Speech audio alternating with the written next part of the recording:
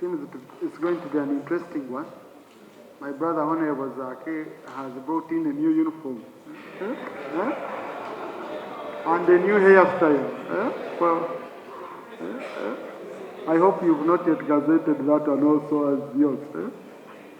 No, happy to see you, Honorable colleague and Honorable members. Honorable colleagues, thank you, Right Honorable, for this opportunity.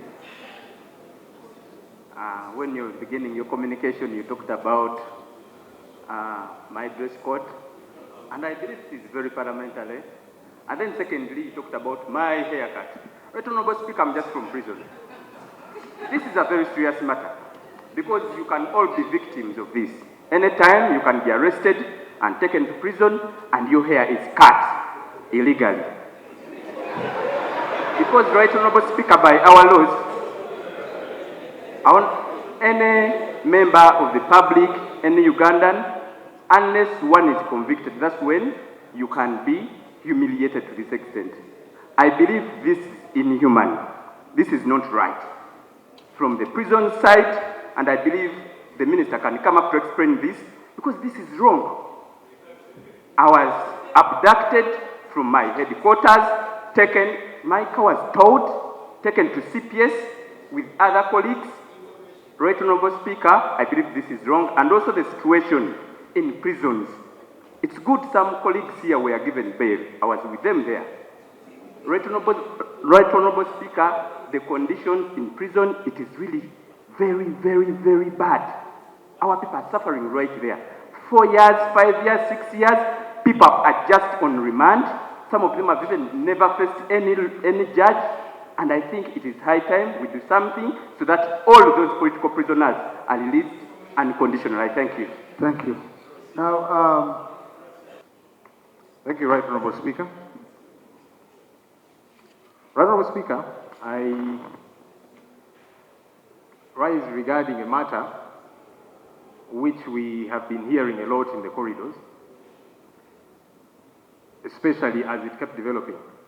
A couple of weeks ago, the Speaker of Parliament announced, while presiding, that Parliament is going to have some regional seatings.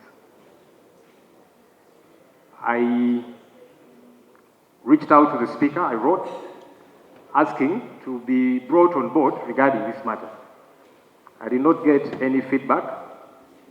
I wrote again, and there was no feedback. A bit of the information I got was from staff members, including staff in my office, about meetings happening, planning the regional seatings, and so on and so forth. I wrote again. I said, but I think it is good manners that as leaders we are aware of what's going on, but also to be brought on board regarding a critical matter such as the regional seatings. Because too many questions are asked of us in the public, and we don't know how to respond. Honorable Speaker, I lead colleagues on this side of Parliament. And sometimes I am also asked questions by them, and I don't have any answers. Where I'm meant to get the answers from when I ask, I don't get the answers. Honorable Speaker, as I got out of my office to come to plenary, I received a letter from the Speaker of Parliament, written today, maybe a few minutes before I could leave office, informing me about the regional seatings and asking me to rally members of the opposition to come to the regional seatings, which are going to happen in different regions, beginning with the North, West, East, Central. Honorable Speaker, I want to beseech you that we become better organized than this. Why should I, as leader of the opposition, be asked to rally colleagues to come for a sitting, one, last minute? Number two, I don't know the details about. Number three, as I have said before, even in some of those letters I've written, can this matter be processed by the business committee? Can it be processed by the Parliamentary Commission, which discusses matters to do with finances? Because regional sittings come with a pecuniary implication, a financial implication, costs thereof, and so on and so forth. Why are these matters being handled, whether it be in small cocoons and so on, and some of us as leaders, we are left out? You only want to bring me on board last minute, asking me to mobilize my colleagues to come and attend. To come and attend what? Which I have not been brought on board about. And I'm on procedure. Right Honourable Speaker, the Honourable colleague has been in Parliament for a while. He knows that procedure takes precedence. Colleagues, please, let's listen to one another. Right Honourable Speaker, I ask that we become better organized. The public has been putting Parliament onto a weighing scale. And regarding these regional sittings, they are saying, but wait a minute, you as Parliament, you sit here. Are you not able to sit here and deliberate on matters that will be of great concern and impact to the north, to the west, to the east, to central? Do we have to move to those regions and spend money? And those are questions they are asking. Now we, who are not even brought on board, how am I supposed to defend such a situation which I don't have information about? As I wrap up, Right Honourable Speaker, who sits and approves these things away from the Parliamentary Commission, which I'm a member of, and I don't know? Because if we had sat to discuss these matters, and then our thoughts, whether it be in the Business Committee or in the Parliamentary Commission, are taken care of, and then we come to some kind of understanding. But I'm brought on board last minute, only being asked to mobilize my colleagues to come and attend these regional sittings. This is not right, Right Honourable Speaker. Not of your concern. I don't know how your schedule is tomorrow, but I will arrange so that we can have a meeting as the top leadership, Rope Speaker, Deputy Speaker, and Clerk. We first brainstorm on these issues before putting them outside. That okay? So let's do it that way, because this is an issue I wouldn't want to explode here, and it goes out of context. Okay? Yes. Thank you. Honourable Kaya Christine. Honourable Najima Sarah. Is about our students who were taken to Iran through the office of NRM Chairperson Chambogo. Right Honourable Speaker, yes, Right Honourable Speaker, on 10th of October, the office of the National Chairman NRM Chambogo wrote an advert requesting all Ugandans who want to go to Iran for a scholarship in various courses, and people responded. First and foremost, Right Honourable Speaker and Honourable Members, the students who responded were conned $800 per student to go to Iran. Over 200 students applied to go, and they paid $800. Right Honourable Speaker, over 100 students were taken to Iran. Can we have order in the House? Please, yes. Order. Over 100 students were taken to Iran under the disguise that they are going to get scholarship and they will be catered everything. But Right Honourable Speaker, as we talk, when they reached there, some they found that actually the courses they were told they are not there. Right Honourable Speaker, as we speak, some people, some ladies are selling their bodies on the streets of Iran because they have nothing to do.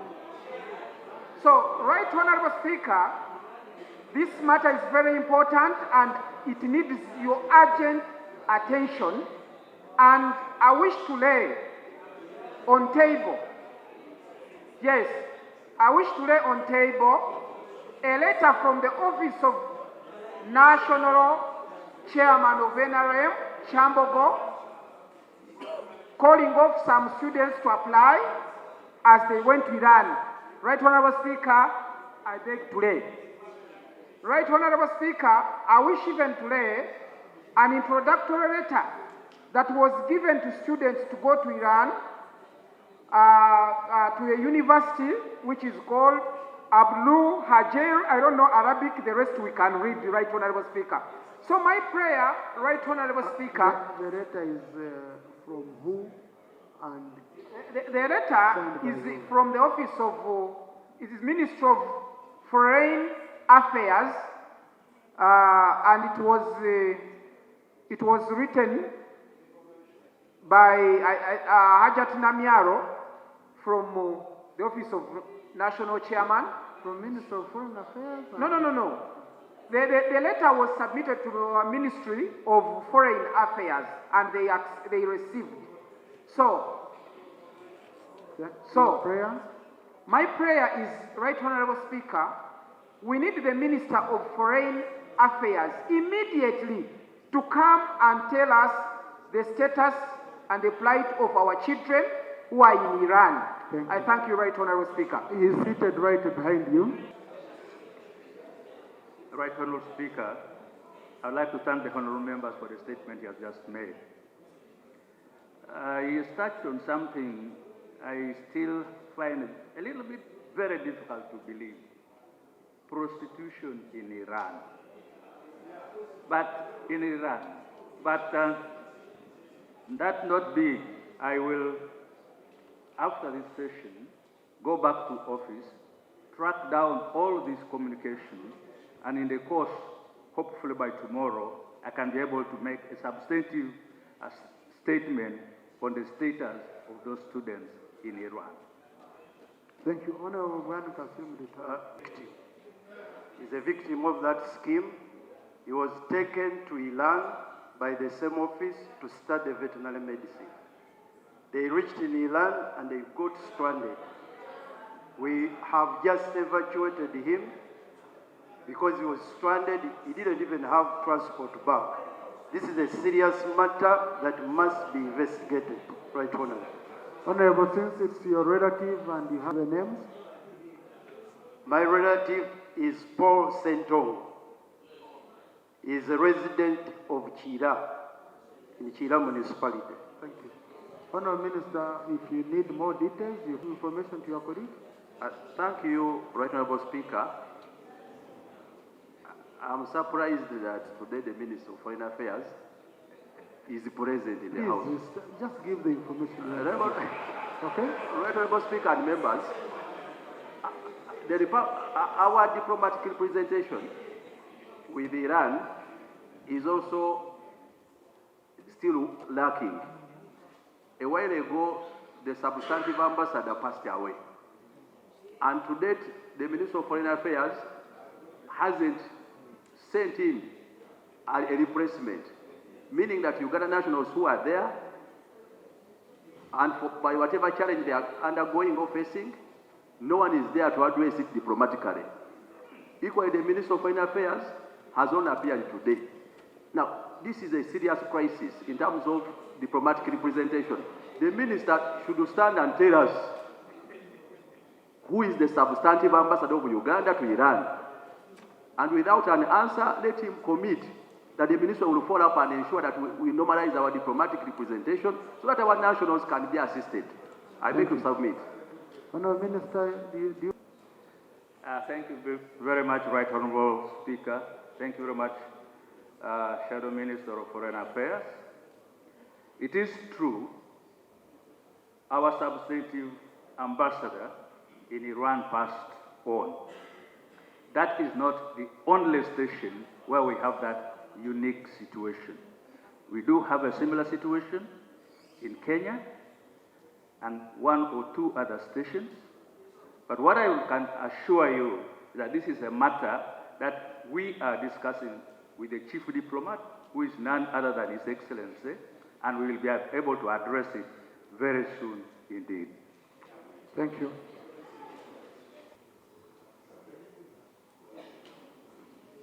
Thank you, Mr. Speaker, sir. Mr. Speaker,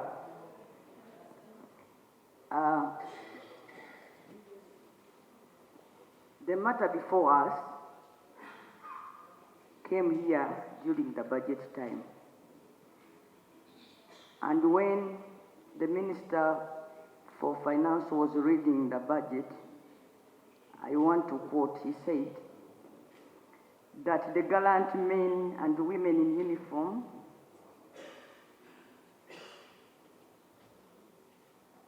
while reading the budget, the minister said this, that we are enhancing the salary of the police officer, of our policemen by 25%, and that the gallant men and women in uniform at the rank of captain and below who are serving UPDF and in Uganda police and in prison and internal and external intelligence services, this budget contains the first installment of your enhanced pay.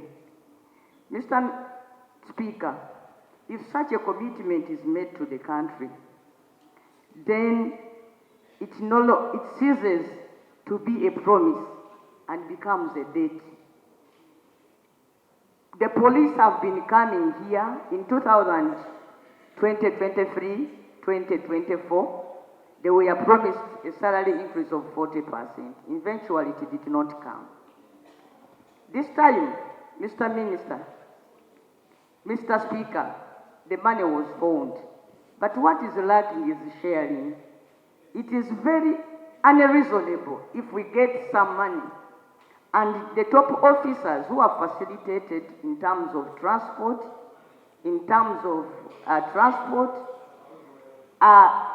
again, out of greed, don't care about the juniors, and they take the money for themselves, Mr. Speaker.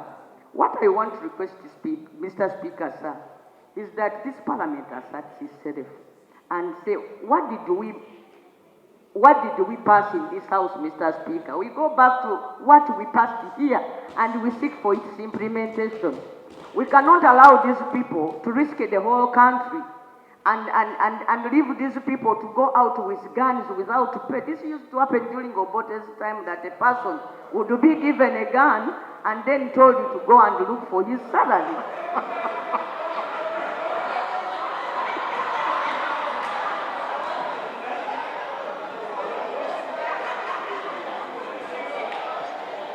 Are you done, Honorable? Point of order from Honorable Kena.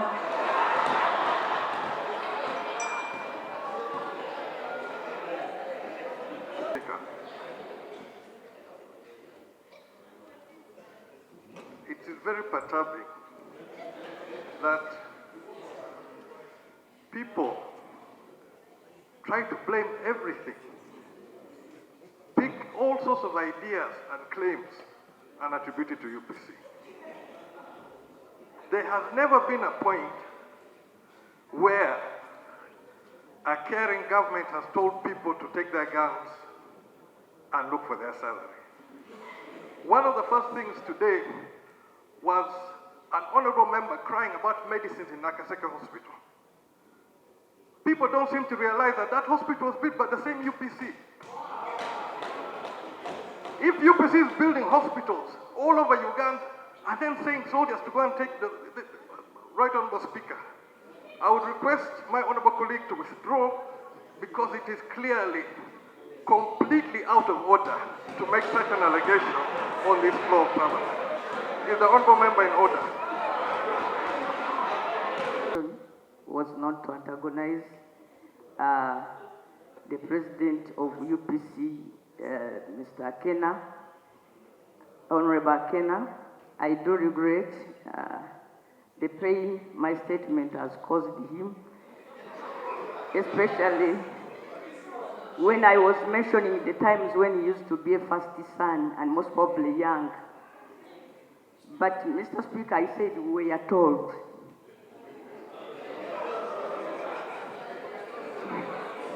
So I was just quoting what I was told. No, you can grant his request. And for that, I want to tell my honorable colleague that I was told.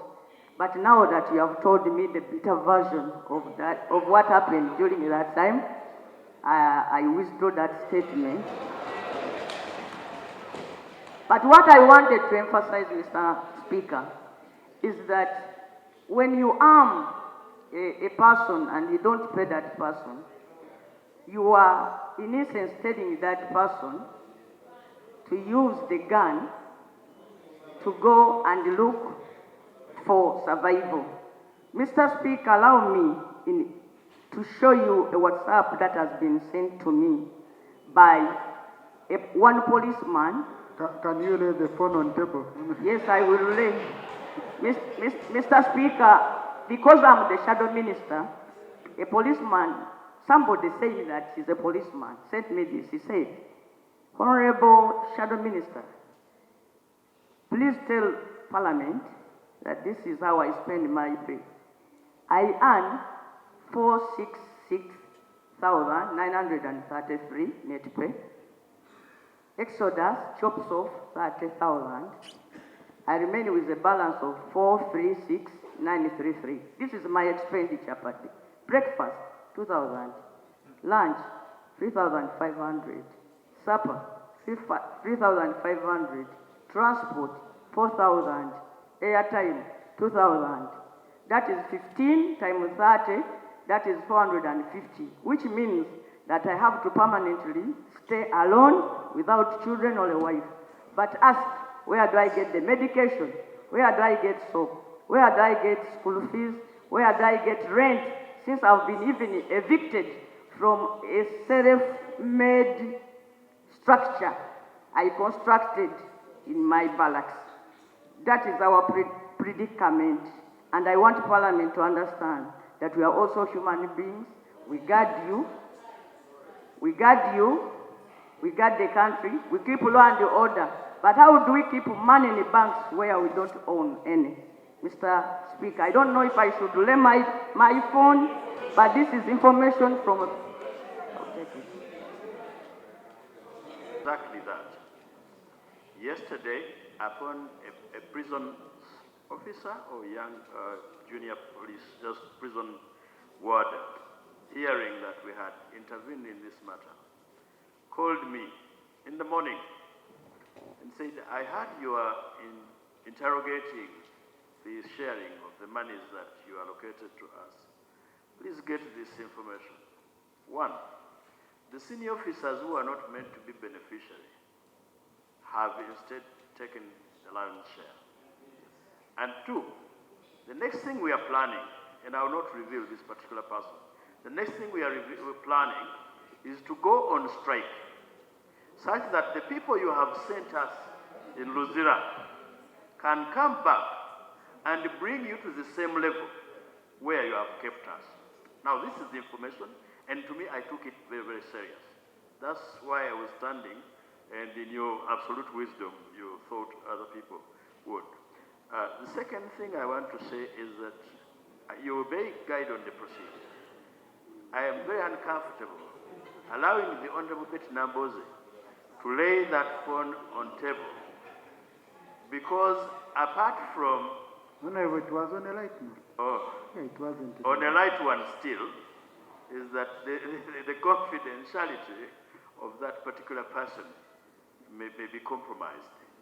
But with that, Mr. Speaker, I listened to the very good English of my brother, the Honorable Mululi Mukasa. It was very, very good. From Nakasongola, it was amazing. That one thing he did not mention. I said, oh, she says she's informed. I was only praising the Honorable Mukasa for the brilliant English. And it is all I picked from his statement. Now, Honorable Numbers to conclude. This is a matter of survival for the men in uniform, for the people who keep law and order, for the people who guard this country. I hope everybody does appreciate the challenge before us. And Mr. Speaker, through you, I want to request that this matter be referred to the committee so that these people come and tell us how they shared the money we gave them. So that Parliament assists them to implement the intention of the people of Uganda through this Parliament was to give a salary increase to the low-ranking officers of police so that they can be able to afford to survive in this, to survive and their families. Mr. Speaker, I want to move a motion that this matter goes to the committee and then a report be brought to this parliament so that we can understand exactly where the problem is. Please, Honorable colleague, allow the speaker to do his work. Yes. Much right, Honorable Speaker. Thank you. So I wanted to ask one simple thing to the minister, because for every budget we have work plans. So what was in the work plans? What was in the detail of that enhancement?